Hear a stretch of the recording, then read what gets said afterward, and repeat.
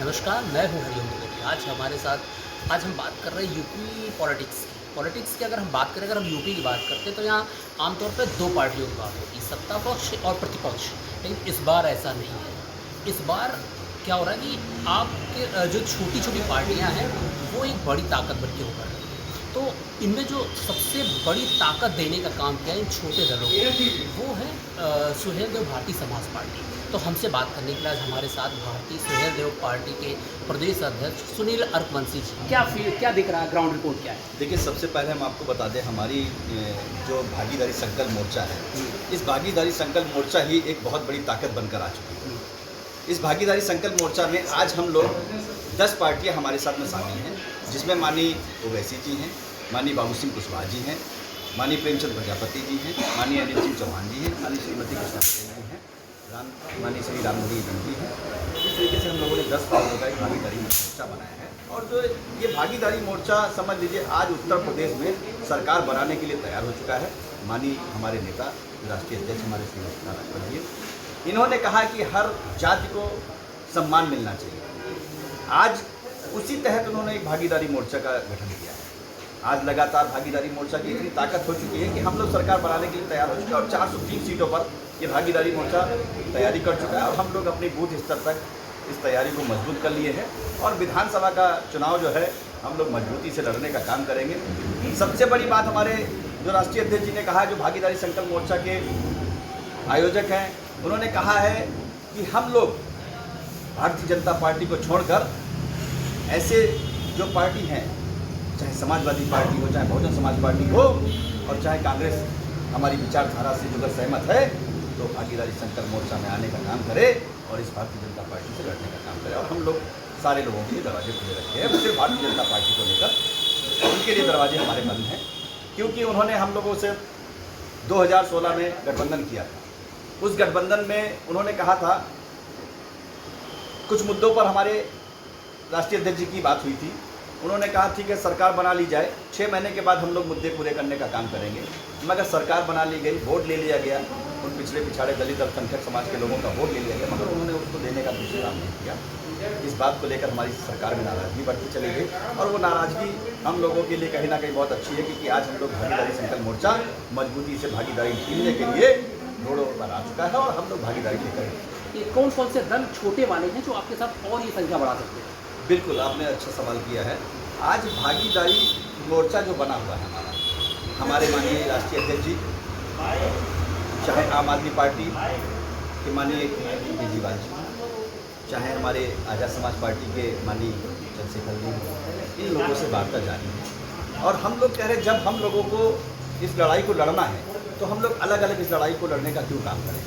भागीदारी मोर्चा उन लोगों को भी लाने का प्रयास कर रही है और आप देखिएगा, बहुत जल्द ही एक हम लोग ऐसा जनाधार और ऐसी घोषणा करने वाले हैं हमारे भागीदारी मोर्चा के हमारे राष्ट्रीय अध्यक्ष जी, और बहुत जल्द आपको इसकी भी सूचना मिलेगी। हमारे पास सभी लोगों के दरवाजे खुले हुए हैं। सभी लोगों के लिए हम लोगों ने कहा है कि इस लड़ाई को मिलकर लड़ा जाए और शायद जल्दी ही इस पर काम करें। जहाँ पर ज़्यादा लोग होते हैं वहाँ पर मैनेज करना बड़ा मुश्किल होता है। उदाहरण के लिए आप कुछ दिन पहले देख लीजिए, आप ओवैसी ने कहा कि हम जो है 100 सीटों पर यूपी में चुनाव लड़ेंगे, बात हो गई, लेकिन उसके कुछ ही अगले दिन ही राजभर जी का बयान आता नहीं, ऐसा उनसे बात नहीं। तो ये एक ओवैसी, ऐसे आपको 10 पार्टी मैनेज करना है, दिक्कत ही कहाँ पर आएगी, उनको कैसे मैनेज करा, उसके लिए क्या फॉर्मूला है? नहीं, ऐसा है ना, हमारे जो ओवैसी की पार्टी से, हमारे AIM से प्रदेश अध्यक्ष जी ने एक बयान दिया था। उस बयान को लोगों ने पढ़ने का काम नहीं किया।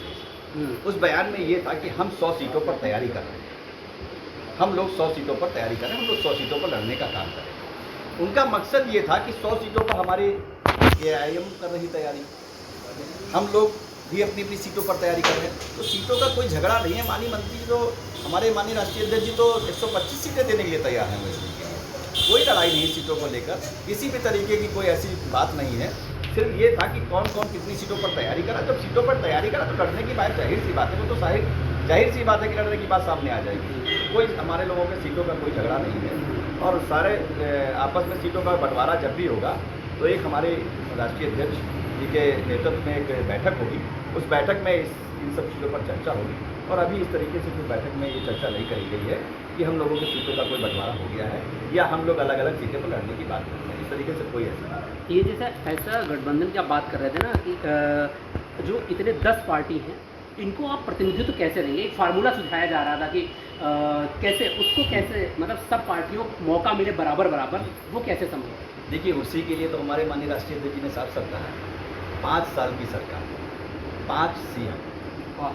उन्होंने साफ साफ कहा है कि 5 सीएम हम उन जातियों को बनाने का काम करेंगे। जैसे सबसे पहले हम मुस्लिम समाज से बनाते हैं, ओवैसी जी से पार्टी से ही बना देंगे, दूसरा कुशवाहा जी की समाज से बना देंगे, तीसरा राजभर जी से बना देंगे, चौथा हम पटेल जी से बना देंगे, पाँचवा हम प्रजापति जी से बना देंगे। तो इससे क्या होगा, सबको हिस्सेदारी मिलने का काम होगा और इसी टाइप जो और लोग बचेंगे हम उनको 20 डिप्टी सीएम बना लेंगे। ठीक बात है, इसलिए दिखाने लेंगे क्योंकि वो वहाँ पर जिस हिस्सेदारी के लिए गए थे उनको वो हिस्सेदारी वहाँ पर नहीं मिल रही। उनको सपने दिखाए गए थे कि आप आइए सरकार बनवाइए, हम आपको सरकार में इतनी इतनी हिस्सेदारी देंगे। मगर चाहे निषाद जी की पार्टी हो, चाहे अपना दल अनुप्रिया जी की पार्टी हो, आप देख लीजिए वहाँ कैसे गिड़गिड़ा रहे हैं। यहाँ तक हमारे राष्ट्रीय अध्यक्ष जी ने कहा वहाँ आप भी क्यों मांग रहे हैं, आप हमारे साथ आइए, भागीदारी लेनी है तो भागीदारी संकल्प मोर्चा में आइए। आप डिप्टी सीएम पद तो छोड़ दीजिए, मैं आपको सीएम पद देने के लिए तैयार हूँ, आइए, आपका स्वागत है। और आपको बता दें, आज हमारे राष्ट्रीय अध्यक्ष जी ने एक और बात कही है। अरे केशव प्रसाद महोदय जी, आपको इस भारतीय जनता पार्टी ने सीएम बनाने का वादा किया था और आपको स्टूल मंत्री बना दिया। आप आइए, छोड़िए, आप हमारे साथ भागीदारी संकल्प मोर्चा में आइए, हम आपको पहले सीएम बना देंगे। तो जब हम लोग इस तरीके की भागीदारी देने के लिए तैयार हैं और लेने के लिए तैयार हैं, तो आज शायद सभी लोगों को इस तरीके की भागीदारी में साझा होना चाहिए। सभी लोग इस तरीके के साथ समर्थन करना चाहिए भागीदारी संकल्प मोर्चा में, क्योंकि अकेले राजभर जी समाज अपने लिए नहीं मांग रहे हैं, वो तो आपको भी हिस्सेदारी देने के लिए तैयार है। तो इस पर विचार करना चाहिए और इनको भागीदारी संकल्प मोर्चा में अपनी हिस्सेदारी लेने के लिए तुरंत आह्वान करना चाहिए हम भागीदारी संकल्प मोर्चा की। इसी बात को लेकर, क्योंकि हमारी 100 सीटों पर उनकी तैयारी है, तो हमारी सीट हमारी तैयारी है, हमारी अन्य घटक दल है उनकी तैयारी है। तो अब उनका बयान आ गया, तो इसी बात को लेकर कहा कि हमारी 100 सीटों पर तैयारी है ओवैसी जी ने, कि हम लोग बूथ स्तर तक हम लोग तैयारी कर चुके हैं और हमारा एक बूथ पर और 1 बूथ 20 यूथ का नारा जो है हम लोग लेकर चल रहे हैं और एक बूथ पर हम लोग 20 अपने कार्यकर्ताओं को खड़े करने का काम। तो ये थे हमारे साथ सुनील देव, भारतीय समाज पार्टी के प्रदेश अध्यक्ष सुनील अर्कवंशी जी। इनका कहना कि भागीदारी संकल्प मोर्चा का मकसद ये है कि तमाम पार्टियां हैं, सबको भागीदारी मिलेगी। यहाँ तक कि वो बीजेपी के सहयोगी निषाद पार्टी के जो संजय निषाद हैं उनको आमंत्रित कर रहे हैं, उनको भी मौका दे रहे हैं कि आप हमारे यहाँ आइए, हम डिप्टी सीएम बना दें। यहाँ तक कि वो केशव प्रसाद मौर्य को कह रहे हैं कि अगर आप हमारी पार्टी में आ जाए हम आपको सीएम बना देंगे। तो यूपी में जो 2022 की है चुनावी बिसात बिछ चुकी है, सभी अपने अपने दावे कर रहे हैं। अब राजनीति का ऊँट किस करवट बैठेगा, जनता के मूड में क्या है, ये तो बाद में ही पता चलेगा। आज फिलहाल